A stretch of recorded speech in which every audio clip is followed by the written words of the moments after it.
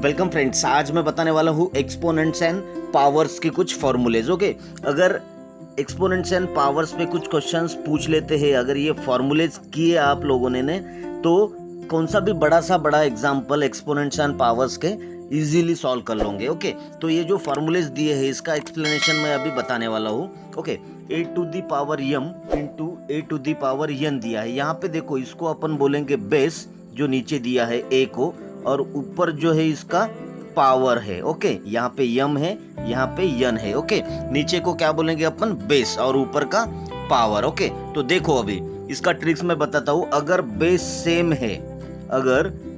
Same है multiplication में, तो पावर्स की एडिशन होगी, ये याद रख लो। ओके, और अगर बेस सेम है डिवीजन में, बेस की बात कर रहा हूं मैं, पावर्स की नहीं। ओके, अगर बेस सेम है मल्टीप्लिकेशन में तो पावर्स की एडिशन, अगर बेस सेम है डिवीजन में तो पावर्स की सब्ट्रैक्शन करना है। ओके, ये आपको दो कॉन्सेप्ट यहाँ पे याद रखो। इस पर से मैं देखो इसका फॉर्मूला कैसा बनाता हूँ। ओके, देख लो।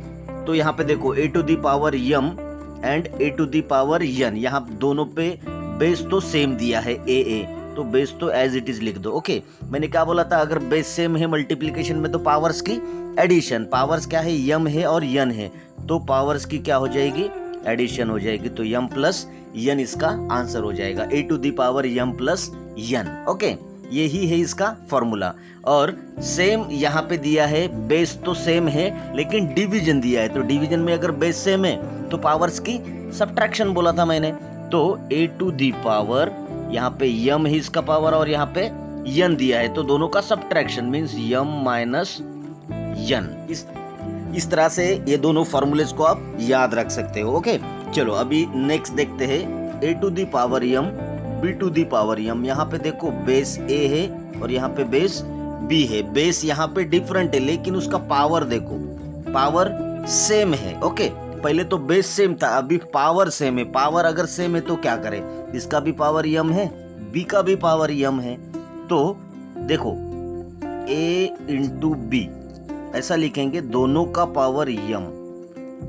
इसी का मतलब होता है a का भी पावर m और b का भी पावर m, तो a into B whole power m, इस तरह से आप लिख सकते हो। वैसे ही a का power m divided by b का power m। Okay, base different है लेकिन पावर सेम है, तो क्या करें, a डिवाइडेड बाय b, उस दोनों का पावर क्या है, m है, तो a का भी पावर m हो गया और b का भी पावर m हो गया। इस तरह से ये दोनों फॉर्मूलेज को आप याद रख सकते हो। ओके, चलो तो नेक्स्ट फॉर्मूला देखो, a to the power m और उसका भी पावर n दिया है, मतलब पावर यहाँ पे दो पावर दिए हैं, a का पावर m दिया है, उसका भी पावर n दिया है। तो सिंपल तरीका करना क्या है, दो अगर पावर दिख रहे हैं आप लोगों को तो दोनों पावर की मल्टीप्लिकेशन कर दो, m इंटू n, तो a का पावर क्या हो जाएगा, m इंटू n, उसी को आप mn लिख सकते हो। ओके, m इंटू n को mn लिख सकते हो आप। ओके, तो a का पावर mn हो गया।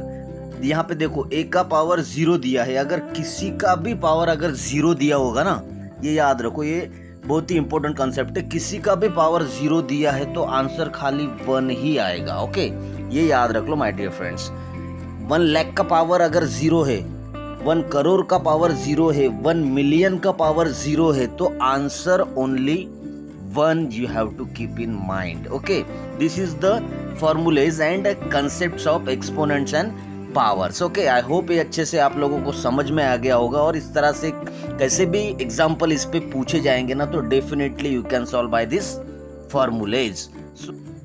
इस पर के बेस कुछ एग्जाम्पल देखेंगे अपन। यहाँ पे देखो 2 का पावर 3 इंटू 2 का पावर 4, इस तरह से आप लोगों को पूछा जाता है क्वेश्चंस। यहाँ पे देखो बेस सेम दिख रहा है। ओके, फॉर्मूला याद करो, बेस सेम है तो पावर्स की एडिशन होगी, कब, लेकिन मल्टीप्लिकेशन में। ओके, यहाँ पे मल्टीप्लाई दिया है, बेस सेम दिया है, तो पावर्स की क्या हो जाएंगी, एडिशन हो जाएगी। तो इसका आंसर हो जाएगा 2 का पावर 3 प्लस 4 कितना हो जाएगा, 7, तो इसका आंसर क्या है, 2 का पावर 7। ओके, नेक्स्ट देखते हैं -4 का पावर 5 इंटू -4 का पावर 6। यहाँ पे देखो बेस सेम है और मल्टीप्लिकेशन भी दिया है, तो मल्टीप्लिकेशन में अगर बेस सेम है तो पावर्स की जी बिल्कुल, एडिशन होती है तो -4 तो लिखना पड़ेगा एज इट इज, पावर्स की एडिशन कर दो। 5 + 6 कितना हो जाएगा 11, तो -4 का power 11 is answer of this question. Okay, next वाला देखते हैं। 2/3 का पावर 8 डिवाइडेड बाय 2/3 का पावर 2। अभी देखो यहाँ पे डिवीजन दिया है, बेस तो सेम है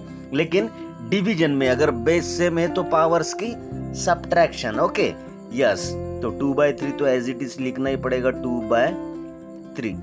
यहाँ पे डिवीजन है, बेस सेम है, डिवीजन है तो पावर्स का सब्ट्रैक्शन कर दो, तो 8 - 2 कितना हो जाएगा 6 हो जाएगा, तो 2/3 का पावर 6 इसका आंसर हो जाएगा। ओके, इसी तरह से नेक्स्ट वाला देखते हैं। -1/2 का पावर 3 डिवाइडेड बाय -1/2 का पावर -2 दिया है।